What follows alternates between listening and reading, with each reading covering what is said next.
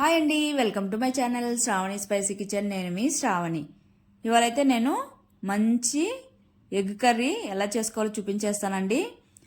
ఏముందిలేండి, మాకు కూడా తెలిసిన విషయమే కానీ అని అనుకోకండి. తెలియని వాళ్ళ కోసం ఇదైతే, తెలుసుంటే ఓకే, తెలియని వాళ్ళైతే తప్పకుండా ట్రై చేయండి. ప్రాసెస్ కూడా పెద్దగా ఉండదు, ఈజీగా అయిపోతుంది. కాబట్టి టైం కూడా ఎక్కువ పట్టదు, సింపుల్గా చేసేసుకోవచ్చు.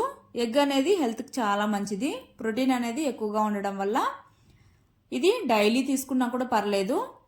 కాకపోతే ఎల్లో అనేది ఎక్కువగా తీసుకోకుండా స్కిప్ చేయండి.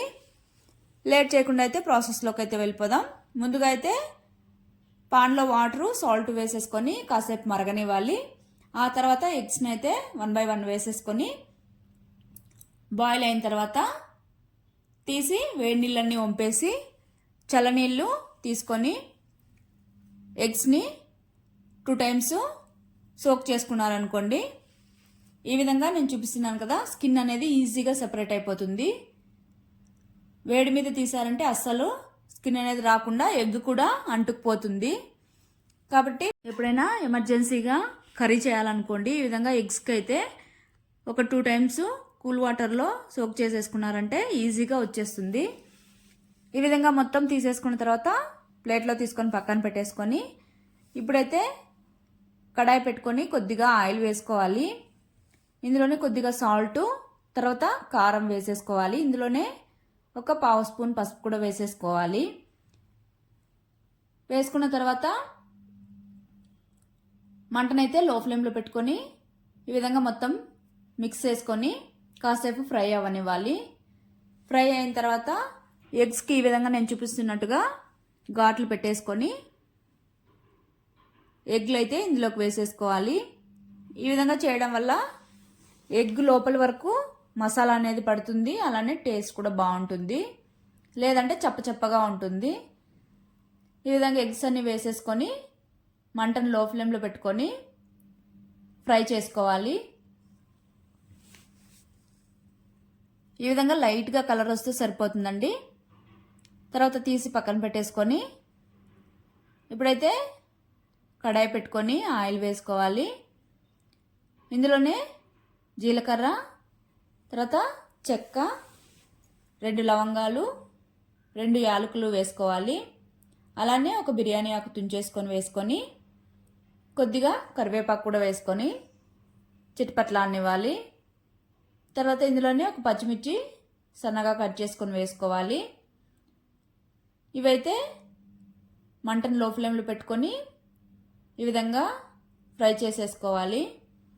ఫ్రై అయిన తర్వాత బాగా సన్నగా కట్ చేసుకున్న ఆనియన్స్ కూడా వేసేసుకొని కాసేపు ఫ్రై అయిన తర్వాత ఇందులో కొద్దిగా సాల్టు, అలానే పసుపు వేసేసుకొని మంచిగా బ్రౌన్ కలర్ వచ్చేంత వరకు ఫ్రై చేసుకోవాలి. ఈ విధంగా అయితే కలుపుతూ ఫ్రై చేసేసుకోవాలి. ఫ్రై అయ్యాక ఒక గుప్పెడు పుదీనా ఆకులు, అలానే ఒక గుప్పెడు కొత్తిమీర సన్నగా కట్ చేసుకొని వేసుకోవాలి. ఈ విధంగా వేసుకున్న తర్వాత అయితే మంటను మాత్రం లో ఫ్లేమ్లోనే పెట్టుకోవాలి. లో ఫ్లేమ్లో పెట్టుకొని మనం వేసుకున్న పుదీనా, కొత్తిమీర అనేది బాగా పచ్చివాసన పోయేంత వరకు ఫ్రై అయ్యాక ఇందులోకి టమోటాలు ఒక 3 బాగా సన్నగా కట్ చేసుకొని వేసుకోవాలి.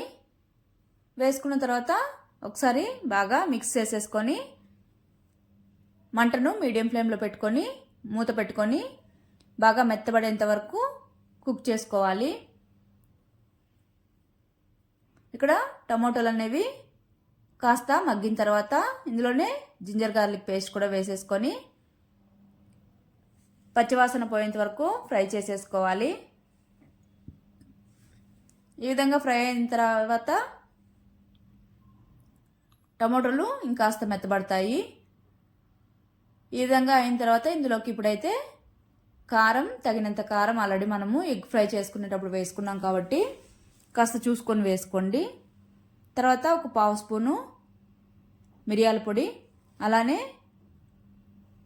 గరం మసాలా, తర్వాత ఒక స్పూను ధనియాల పొడి, 1/2 స్పూను వేయించిన జీలకర్ర పొడి, రుచికి తగినంత సాల్ట్ వేసేసుకొని మసాలాలన్నీ మాడిపోకుండా ఇప్పుడైతే మంటను లో ఫ్లేమ్లో పెట్టుకొని బాగా ఫ్రై చేసుకోవాలి.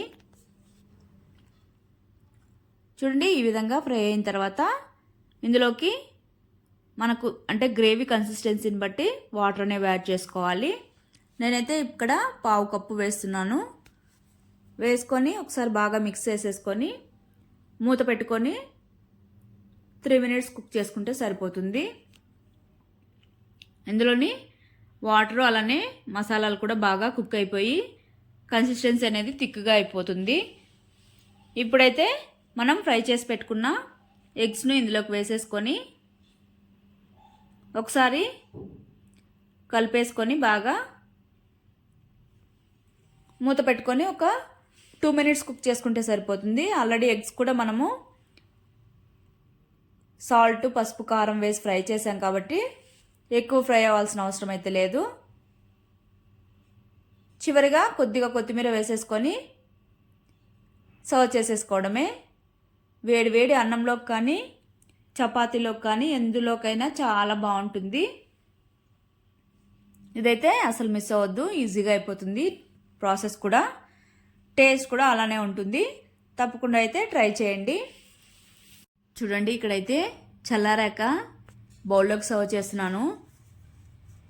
మరీ చల్లారలేదులేండి, కొద్దిగా వేడిగానే ఉంది. ఇక్కడైతే చూస్తుంటేనే నాకైతే నోట్లో నీళ్ళు వచ్చేస్తున్నాయి. భలేగా ఉంటుంది టేస్టు. మరి మీకు ఎలా ఉందో మరి మీరైతే తప్పకుండా ట్రై చేసి మీకు ఎలా వచ్చిందో కామెంట్ చేయండి. అలానే మన ఛానల్ అయితే సబ్స్క్రైబ్ చేసుకోండి. Bye. Thank you for watching.